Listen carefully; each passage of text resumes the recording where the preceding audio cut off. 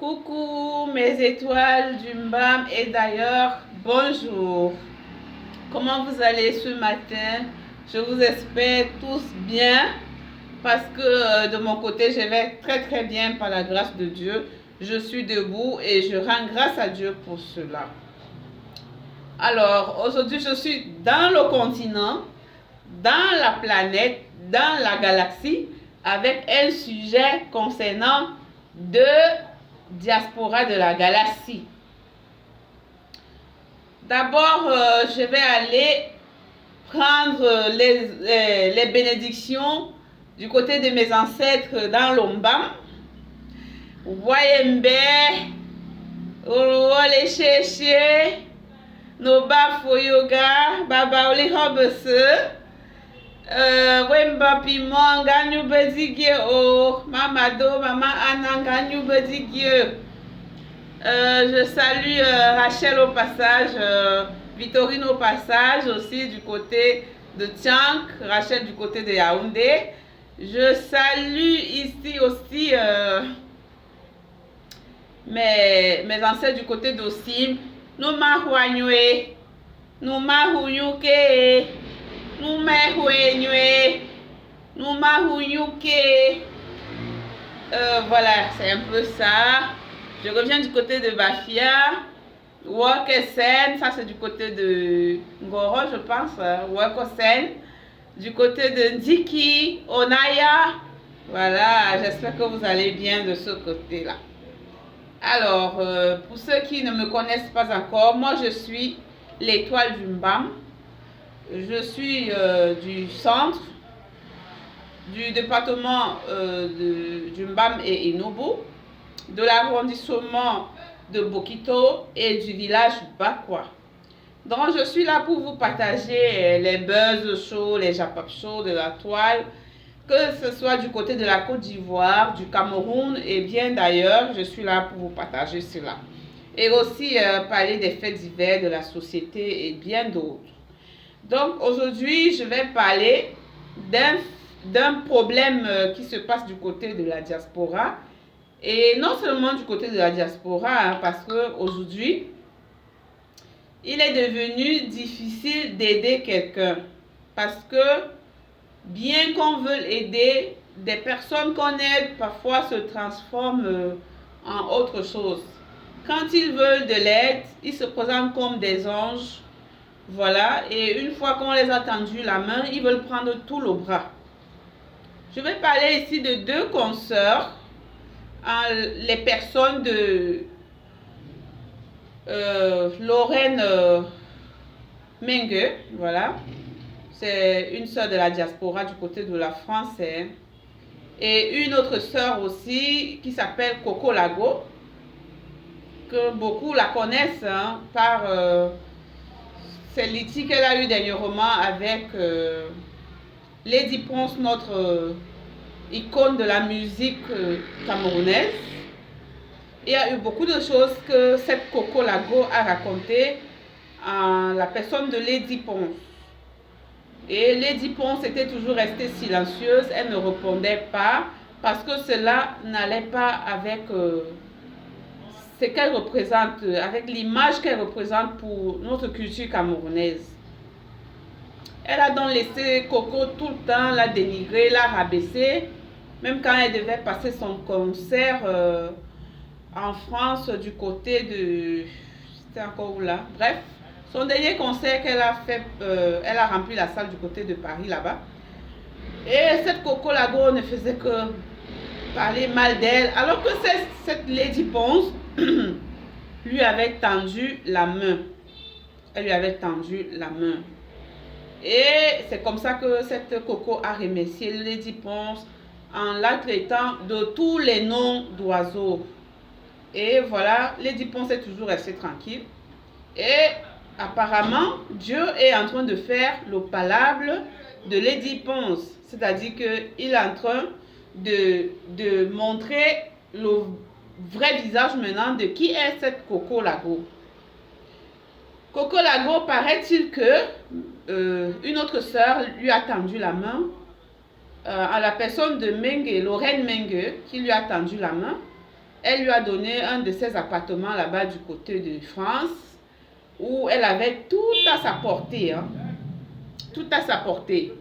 Maison, piscine, jacuzzi, hammam et bien d'autres, où elle devait juste entretenir la maison.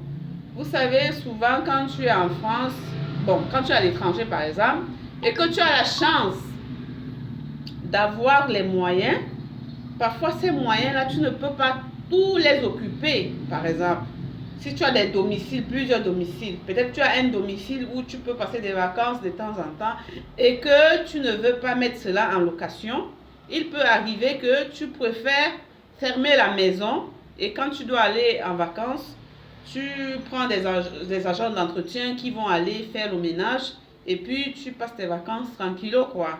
Vous voyez un peu la chose. C'était peut-être dans cette optique que cette Lorraine Mengue gardait sa maison fermée. Et quand elle a vu une soeur comme Coco Lago se retrouver dans la rue, elle lui a tendu la main. Elle lui a dit, voici, tu peux rester ici, juste que tu entretiens la maison. Voilà. Et c'était ça leur accord en fait. Mais une fois que cette Coco a regagné la maison, elle a commencé les problèmes comme d'habitude. Hein. Elle a commencé les problèmes, faire les problèmes. Toujours les mêmes problèmes, ainsi de suite, ainsi de suite, ainsi de suite. Et voilà, ça n'est suivi des chamailles au niveau d'abord du téléphone, à distance et tout. Lorraine Mengue lui a demandé de libérer la maison. Elle s'est mise sur ses grands chevaux, cette Coco Lago, hein, en disant, voilà, je ne libère pas la maison. Est-ce que c'est ta maison? Voilà, tu as pris le monsieur. Elle a commencé à rentrer dans la vie intime de cette Lorraine Mengue. Ce qui n'était pas prévu au départ. Vous voyez comment l'homme est? C'est-à-dire que tu lui as tendu la main et le merci, c'est ça. C'est ça le merci en fait. Vraiment, je n'ai pas compris. Vraiment, je n'ai pas compris la réaction de Lorraine Mengue et de Coco Lago. Beaucoup disent qu'elle est instable mentalement, que depuis un certain temps, sa vie ne donne pas, son livreur passe de temps en temps lui livrer ça, et qu'elle ne prend même plus la peine de sécher. Maintenant, elle prend ça le non séché. Parfois, on lui livre le non contrôlé. Donc, du coup, elle est en train de prendre ça à forte dose. Bien de choses se disent autour. Mais quand tu regardes ce genre de comportement, tu peux comprendre peut-être que les gens ont raison de dire que voilà, le livreur, ou alors elle prend, voilà. Moi, je ne sais pas, je ne suis pas là-bas, mais bref, je vous rapporte juste ce qui se dit dans la toile, Yann. C'est un peu ça. Donc, et Lorraine Mengue, sur son lit de l'hôpital là-bas, entendait de ci, de ça, venant de celle qu'elle a tendu la main, qu'elle lui a donné les clés de son appartement pour qu'elle y habite. Au lieu elle la ferme, non, elle n'a pas fermé. Elle s'est mise à vouloir rabaisser cette dernière, à rentrer dans sa vie intime, à dire des choses qui ne sont pas vraies, à dire des trucs vraiment, mais alors, ça a vraiment choqué celle-là dans son lit de l'hôpital, hein, cette Lorraine Mengue, qui s'est levée de son lit de l'hôpital et est allée jusqu'à chez elle pour rencontrer cette Coco Lago, lui demander de répéter encore les mêmes mots, et voilà. Sauf que quand elle arrive chez elle, cette dernière l'attendait derrière la porte avec un marteau. Imaginez, pour quelqu'un qui sort de l'hôpital, qui vient pour vraiment régler ce problème qui est en train de l'accabler depuis un certain temps, où tu veux déjà t'accaparer peut-être de sa maison et rentrer dans sa vie de famille, dire des choses qui n'étaient connues de personne. Toi, tu veux maintenant aller les ramasser et les étaler comme ça en plein marché. Et voilà, c'est suivi d'une bagarre où, bon, Lorraine Mengue, Dieu lui a donné assez de force. Et il faut aussi noter que cette Coco Lago est bavarde, déjà elle n'en est pas forte.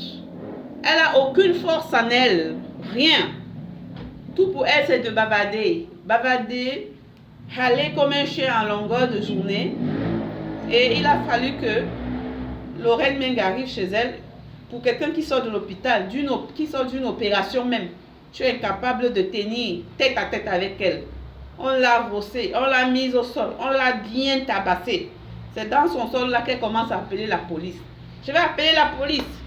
Je vais dire à la police. Je vais sauver les enfants-ci. Tu as pris leur papa. Oh, ceci, cela. C'est ton problème. C'est quoi ton problème dedans? Tu es venu, on t'a aidé. Maintenant, tu veux s'aimer la zizanie dans tous les sens à la dame. Vraiment. Donc, c'était pour dire que parfois même quand on veut aider, on ne sait plus qui aider, comment aider et comment faire. Vraiment. Le monde est en train de devenir tellement méchant qu'on ne sait plus à qui faire confiance. Tu es dans les problèmes. On a pitié de toi. On te prend, on te dit casse-toi ici, calme-toi, fais ton petit commerce si c'est ça que tu veux faire. Fais-le et reste tranquille. Jusqu'à ce que tu aies ta part de petit endroit où tu puisses aller rester. Mais non, hein, toi tu viens là, c'est pour vouloir même t'accaparer de ce qui ne t'appartient pas. Est-ce que c'est normal? Ça, c'est la question que je me pose. Mais vraiment, faisons attention aux personnes qu'on veut toujours tendre la main. Faisons attention. Moi, je préfère, le conseil que je peux donner, c'est d'aider à distance. Si on peut aider, qu'on aide à distance. Si on peut m'apprendre quelqu'un à pêcher, qu'on le fasse à distance.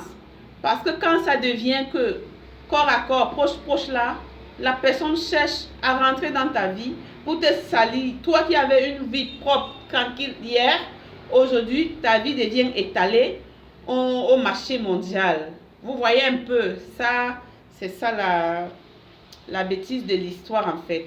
Donc, faisons attention, sachons qui aider et voilà quoi. Moi, je ne refuse pas qu'on puisse aider. Voilà, c'est parce qu'il y a des personnes bien aussi, bien sûr, il faut le noter qu'il y a des personnes bien. Mais il y a des personnes là qui ne sont pas censées recevoir de l'aide de quelqu'un. Mais puisqu'on est des personnes bien, qu'on veut toujours faire du bien, faisons-le, mais à distance. Ça, c'était mon conseil du jour que je peux donner. Et dans la vie, restons persévérants. C'est ça, la persévérance nous apporte toujours des meilleurs résultats à la fin. Voilà. Donc, voilà ce que j'avais à dire pour aujourd'hui. Donc, je dis encore un gros coucou à mes abonnés, à mes étoiles du Mbam et d'ailleurs. Si c'est pour la première fois que vous tombez sur ma vidéo, likez, commentez et abonnez-vous pour grandir ma page. Merci, bonne journée et gros bisous. Mouais.